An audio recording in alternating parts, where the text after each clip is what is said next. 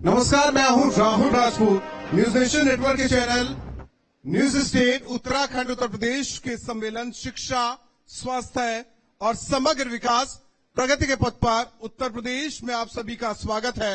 हमारे साथ मंच पर एक ऐसे मेहमान हैं जो आजकल यूपी में दौरे पर दौरे कर रहे हैं और ये दौरा कोई मामूली नहीं होता। लोगों से संवाद भी करते हैं, स्वास्थ्य के लेकर उनसे पूछते भी की है कि क्या चल रहा है हॉस्पिटल में, सीएससी में क्या चल रहा है, पीएससी में क्या चल रहा है। हमें नहीं लगता कि आराम करते होंगे। और ज्यादा देर न करते हुए माननीय उप मुख्यमंत्री ब्रजेश पाठक जी का स्वागत न्यूज स्टेट उत्तराखंड उत्तर प्रदेश पर करना चाहूंगा। और माननीय उप मुख्यमंत्री जी, सवाल यह है कि जब प्रधानमंत्री मोदी जी को देखते हैं तो वो एक्टिव नजर आते हैं, सीएम योगी जी को देखते हैं वो एक्टिव नजर आते हैं, और एक तीसरे आप हैं, एक्टिव लगातार आप नजर आ रहे हैं। ये जनादेश का दबाव है या फिर जनता की कसौटी पर खरा उतरने की पूरी कोशिश? 25 करोड़ लोगों ने मुझ पर भरोसा किया है, केंद्रीय नेतृत्व ने मुझ पर भरोसा किया है, और काम करने का अवसर जीवन में बार बार नहीं आता। जब भी ईश्वर अवसर प्रदान करे तो अपनी पूरी ताकत से, निष्ठा के साथ अपने दायित्वों का निर्वहन करना चाहिए। मैंने जीवन में यही किया है।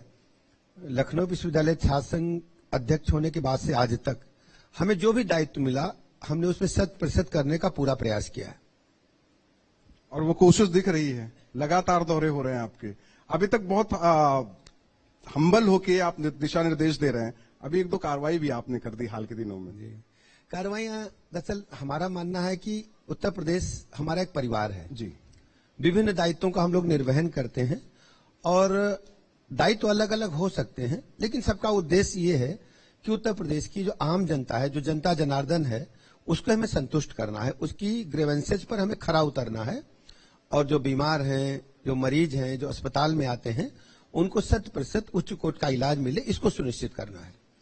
हमने अभी लगातार अनुरोध किया, रिक्वेस्ट की, उनके पास गए, लेकिन कोई गंभीर लापरवाही पाई जाती तो हम कार्रवाई भी करते हैं। हमने लगातार ऐसी कई कार्रवाइयां की हैं। पिछले 2 महीना पहले मिर्जापुर में हॉस्पिटल में एक रेप की घटना हुई थी।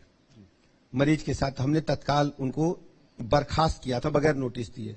लोगों ने कहा कि कोर्ट केस हो जाएगा। हमने कहा कोर्ट केस में हम झेलेंगे, हम लेकिन ऐसे किसी भी व्यक्ति को 1 सेकेंड भी अपने विभाग में काम करने नहीं देंगे जो इतना घिनौना कृत्य कर सकता है। दूसरी, 2 महीना पहले मलिहाबाद में एक डॉक्टर साहब बंदूक रख के सोए थे इमरजेंसी में और शराब भी पिए थे, उनको हमने सस्पेंड किया था। जौनपुर में करीब 1 हफ्ता पहले कुछ लोगों ने दवाइयां मेडिकल स्टोर पर सरकारी पहुंचाई थी, उनको 3 लोगों को हमने सस्पेंड किया था और गिरफ्तारी के भी आदेश दिए थे। अभी आपने देखा होगा एक कानपुर देहात में मुख्य चिकित्सा अधीक्षक महोदय लापरवाही के दोषी पाए गए, उन्हें हमने सस्पेंड किया है, और आज भी कुछ कार्रवाइयां हमने की हैं। सवाल यह कि जिम्मेदारी बड़ी मिली है, जिस तरीके से जनादेश, स्वास्थ्य को लेकर सवाल उठता है। पिछले दिनों सदन में भी ये सवाल उठाए गए, आप बेहतर तरीके से समझ सकते हैं, लेकिन जो सुविधाओं की कमी है उसे किस तरीके से दूर करने की पूरी कोशिश? असल क्या है कि बड़ी संख्या में मरीज हमारे पास हैं और हम 100% उनकी उम्मीदों पर खरा उतरने के लिए काम करते हैं। आप सोचिए कि पूरे प्रदेश में कितने मरीज हमारे पास आते हैं, उनका रोज का रोज डाटा हम मंगाते हैं। हमारे सीएससी में, डिस्ट्रिक्ट हॉस्पिटल में, मेडिकल कॉलेज में प्रतिदिन लगभग 1,70,000, 1,60,000, 1,40,000 एवरेज निकालेंगे तो लगभग 1.5 लाख, 1,52,000 मरीज प्रतिदिन हमारे पास आते हैं। सभी का निःशुल्क इलाज हम करते हैं। 12,000 केसेज हमारे पास ऐसे हैं जो गंभीर दुर्घटना के कारण आते हैं, जैसे रोड एक्सीडेंट में, जल में डूबने के कारण, छत से गिर गए, आग लग गई, या अन्य किसी दुर्घटना के शिकार हो गए, उनका हम इलाज करते हैं। 8,000 मरीज हमारे पास गंभीर रोगों से ग्रसित प्रतिदिन आते हैं, हार्ट अटैक, ब्रेन हेमरेज, या लीवर, किडनी, अन्य कोई गंभीर रोग, उनका हम इलाज करते हैं। 5,000 रोज ऑपरेशन हम निःशुल्क करते हैं। इतने बड़े इंफ्रास्ट्रक्चर में कहीं न कोई त्रुटि होती रहती है, और हम इसके लिए लगातार काम करते हैं। हम एक एक हॉस्पिटल में जब कभी त्रुटि हमारे संज्ञान में आती है, हम तत्काल वहां जाते हैं। पहले स्ट्रेचर व्हीलचेयर की शिकायत आती थी। अब हमने तय किया कि स्ट्रेचर व्हीलचेयर अस्पताल के परिसर के गेट पर मिलेगा। जैसे ही पोर्टिको में पहुंचेंगे वार्ड वाई रहेगा, पीने का पानी आपको मिलेगा मौसम के हिसाब से, ठंडा या जाड़ा है तो नॉर्मल, और कहीं जाला गंदगी धूल नहीं मिलेगी। और हमने तय किया कि जो भी चिकित्सक ड्यूटी पर हैं उनका नाम सूचना पट पर रहेगा और उनका मोबाइल नंबर और कार्य के दिन भी लिखे होंगे। कभी कभी कोई नाइट ड्यूटी करेगा तो उसकी उस दिन में ड्यूटी नहीं होगी, ऐसी बातों का भी उल्लेख वहां होगा। और हमें सफलता इस बात में मिली है जी, अभी हमारे पास 85% से अधिक जो प्रसव हैं वो हम अपने हॉस्पिटल्स में कर रहे हैं, सरकारी हॉस्पिटल्स में कर रहे हैं। पहले ये प्रतिशत बहुत कम था, जच्चा बच्चा की मृत्यु दर बहुत अधिक थी। अब उत्तर प्रदेश ने कम अच्छा स्थान हासिल किया है, पूरे देश में इसकी चर्चा हुई है। अब अभी क्या है कि एक साल में लगभग 32 बच्चे हमारे जो एक साल के हो जाते थे नहीं बचते थे, 32% बच्चे। अब उनको हम बचाने के लिए काम कर रहे हैं। हमने तय किया है कि हम जच्चा बच्चा को अस्पताल परिसर में कम से कम 48 घंटा रोकेंगे। 48 घंटे के अंदर जो वैक्सीनेशन होते हैं बच्चों को वो जीवन भर काम आते हैं, बाद में होंगे उनका असर कम हो जाएगा। तो हमने ये अपने चिकित्सकों को हिदायत दी है कि किसी भी स्थिति में जब बच्चे को डिस्चार्ज हॉस्पिटल से 48 घंटे के बाद ही करेंगे और उनको पूरा टीकाकरण करके छोड़ेंगे। हमने इसको प्रमोट करने के लिए आशा वर्कर्स को लगा रखा है, पंचायत मित्रों को लगा रखा है और अस्पताल परिसर में उनको हम निःशुल्क भोजन भी देते हैं, पोषण सामग्री भी देते हैं, जिससे अस्पताल में आए तो उनको भोजन की चिंता न हो। कि महिलाएं कई बार गांव में अकेली रहती हैं तो उनको भोजन देने वाला कोई नहीं होता, तो सरकार उनके भोजन की भी चिंता करती और उनके अटेंडेंट को भी भोजन देते हैं। और भोजन भी गुणवत्तायुक्त अस्पताल में ही बनता है, होटल से नहीं लाते हैं, जिससे उनको हाइजीन पूरा मेंटेन करते हैं हम लोग। हालांकि मंत्रियों का दौरा फिक्स होता है, आपका तो कोई दौरा नहीं फिक्स होता, कभी कहीं पहुंच जाते हैं, लाइन में भी लग के आप पर्चा बनवाते नजर आए। आप मतलब एक आम जीवन की तरह होता क्या है, जो हैं। सरकार है ना, ये सरकार जनता के भावनाओं पर खरा उतरने के लिए चुनी जाती है। हम लोग जब किसी दौरे में बता के जाते हैं तो पहले सड़क मार्ग से जहां तक जाना है उस बिल्डिंग तक चूना डाला जाएगा, फिर लाल कारपेट बिछाई जाएगी, फिर पुलिस आएगी, फिर वो नाश्ता लगाएंगे। ये सब समय व्यय होता है, दूसरा धनराशि पर व्यय होती है, तीसरा इसको जनता बहुत अच्छा नहीं मानती। जनता देखती है कि हमारे बीच का ही एक आदमी जिसको मैंने चुनकर अपने दायित्वों को निर्वहन करने के लिए भेजा है और वो हमारे ऊपर शासन करे, ये अंग्रेज करते थे। हम लोग जनता के प्रतिनिधि हैं, हम जनता के लिए हैं, जनता के साथ काम करते हैं। और ऐसी किसी विशेष परिस्थिति में जो सरकारी प्रोग्राम होते हैं तो मजबूरी में बता के जाना होता है, लेकिन प्रतिदिन 2-3 हॉस्पिटलों में जाने का प्रयास करता हूं और चुपचाप जाकर के, और कई बार तो मीडिया में भी नहीं आता है, वहां हलचाल लेते हैं, मरीज कैसे हैं, डॉक्टर कैसे हैं, आते कि नहीं आते। आप बात भी बहुत करते हैं मरीजों से। होता क्या है, देखिए मैं आपको बताऊं, जैसे किसान है, जब फसल कटती है, फसल बोता है, तब तो उसकी जाना मजबूरी है, बोते समय और काटते समय, जुताई करते समय, खाद डालते समय, निकाई करते समय उसको जाना है घास निकालने के लिए। लेकिन किसान प्रतिदिन अपने खेत की मेड़ पर जाएगा, सुबह 5 बजे उठ करके टहलेगा, मेड़ वापस चलाएगा। अगर किसान ये जाना बंद कर देगा तो पड़ोसी किसान, पड़ोसी उसका जो होगा, वो अपने हल चला करके उसकी मेड़ को तोड़ के अपने में मिलाता रहता है। ये बहुत दिनों से गांव में ऐसी लोगों की फितरत है। वही मेरा हाल है। हम ये मानते हैं कि ये जो दायित्व प्रदेश की जनता ने मुझे दिया है, उत्तर प्रदेश में जितने भी हॉस्पिटल्स हैं हम इनमें सब में जाएंगे। अभी तक हम लगभग 300 से ऊपर हॉस्पिटल्स में खुद गए हैं, उनका भी व्यवस्था देखी। इसका परिणाम यह हुआ है कि चिकित्सक जो अस्पताल में दस्तखत करके चले जाते थे जी, या 3 दिन आए और 3 दिन नहीं आए, एडवांस में दस्तखत करके चले जाते थे, उसमें पता सभी को रहता था कि चिकित्सक नहीं आ रहा, लेकिन कोई कार्रवाई नहीं होती थी। अब हमने तय किया कि आपको आना पड़ेगा। हम अचानक चेक करते हैं, कार्रवाई करते हैं, वेतन भी काटते हैं। और हमने एक इलेक्ट्रॉनिक तरीका भी निकाला। प्रतिदिन सीएमओ और हमारे जो सीएमएस हैं वो मोबाइल के माध्यम से सबकी फोटो खींच करके भेजते हैं कि वो ऑनलाइन ड्यूटी पर वहां पर उपस्थित हैं, व्हाट्सएप से मंगाते हैं उनसे। एक सर्वे आया कि Tamil Nadu and UP have highest number of UG medical college in the country. जी, ये आप बेहतर तरीके से जरा उसे बताइए। जब 2017 से पहले जब हम लोगों को सरकार बनाने का अवसर मिला तो हमारे पास मात्र कुछ मेडिकल कॉलेज थे। आज हमारे पास 35 मेडिकल कॉलेज सरकारी क्षेत्र के हैं, मतलब पब्लिक सेक्टर में हैं, हमारी सरकार के हैं, और 30 मेडिकल कॉलेज निजी क्षेत्र में हैं। इसके अलावा मात्र 14 जिले बचे हैं जहां पर मेडिकल कॉलेज बनाए जाने की कार्रवाई अभी प्रारंभ नहीं हुई। वहां हम पीपीपी मोड पर टेंडर मांगते हैं और जैसे ही ऑफर कोई उचित प्राप्त होता हम उस पर कार्रवाई करते हैं। हम सभी जनपदों में मेडिकल कॉलेज आदरणीय प्रधानमंत्री नरेंद्र मोदी जी के कुशल मार्गदर्शन में बना रहे हैं।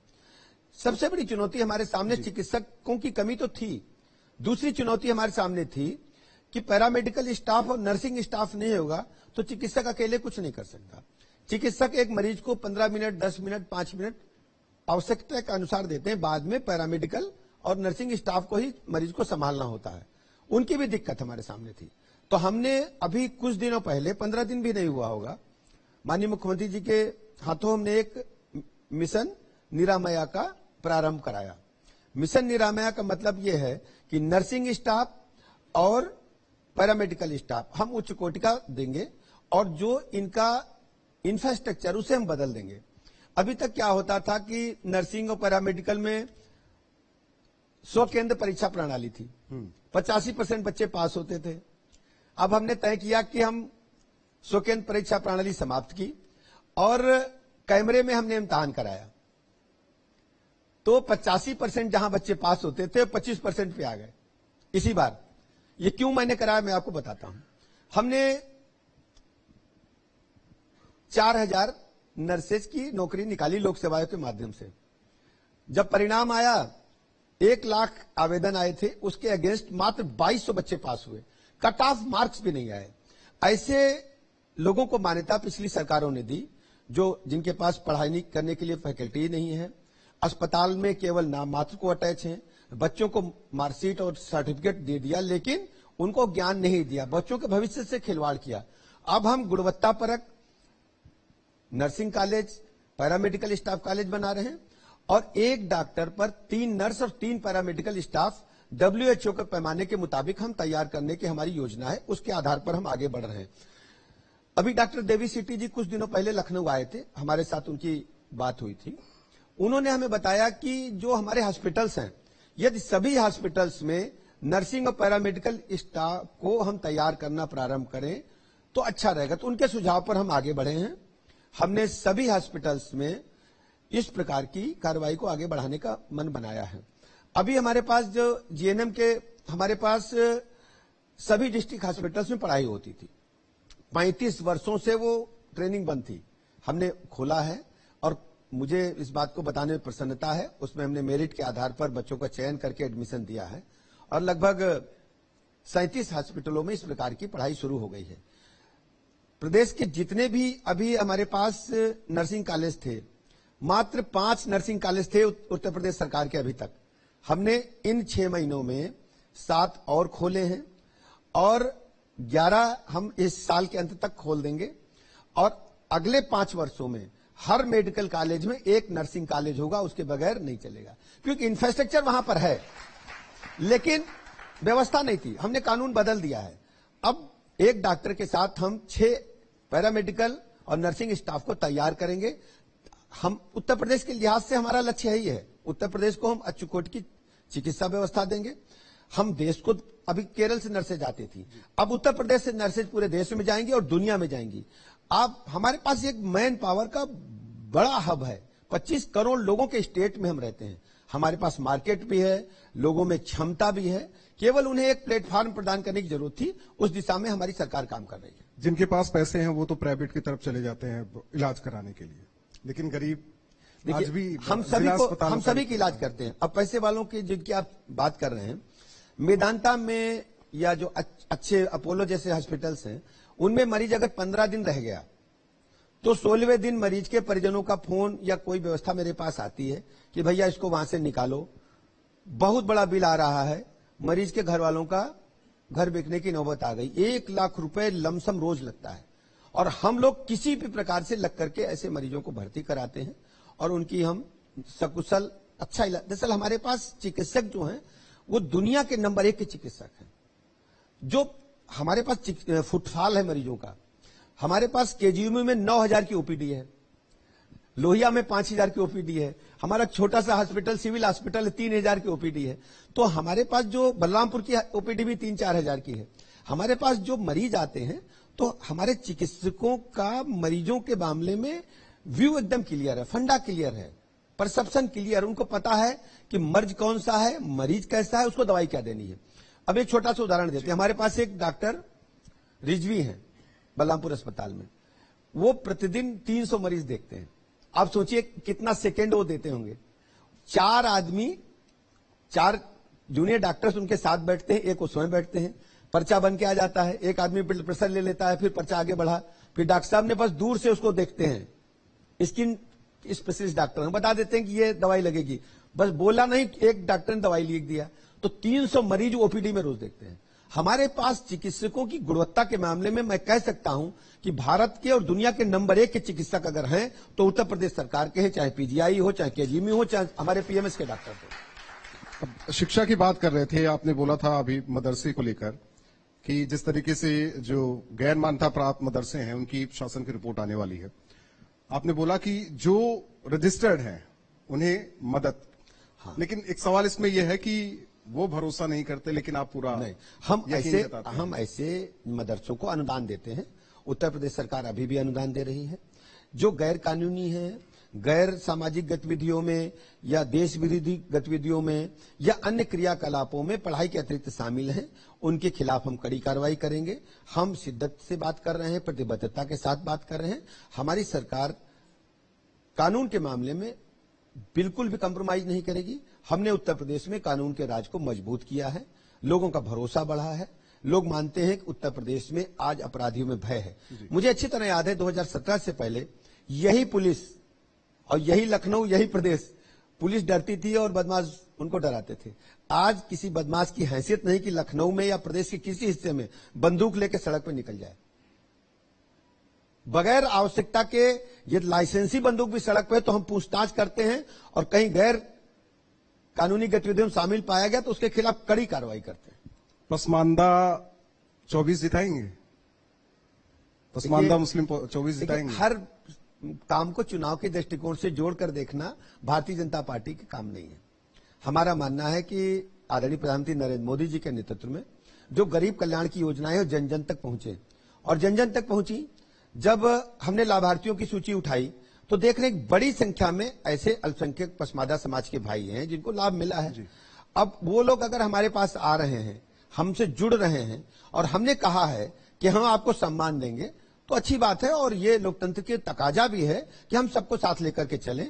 आदरणीय प्रधानमंत्री जी ने जो नारा दिया था, सबका साथ, सबका विकास, सबका विश्वास।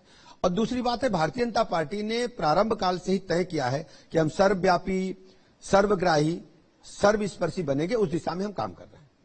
बहुत बहुत धन्यवाद हमारे साथ जुड़ने के लिए। और जिस तरीके से लगातार सरकार स्वास्थ्य को लेकर काम कर रही है, खुद डिप्टी सीएम ब्रजेश पाठक जी दौरे पर दौरा कर रहे हैं, सीएससी, पीएससी, जिला अस्पताल, यहां जाके रजिस्टर भी चेक करते हैं, लाइन में लगकर एक आम इंसान की तरह देखते हैं कि दिक्कतें क्या है। इससे समझा जा सकता है कि जनता की कसौटी पर खरे उतरने की पूरी कोशिश हो रही है, और ये जनादेश ही है जिसकी बदौलत बीजेपी सरकार लगातार उत्तर प्रदेश में काम कर रही है। बहुत बहुत धन्यवाद ब्रजेश पाठक जी, धन्यवाद हमारे साथ जुड़ने के लिए। और इसी के साथ इस सेशन को यही खत्म करते हैं।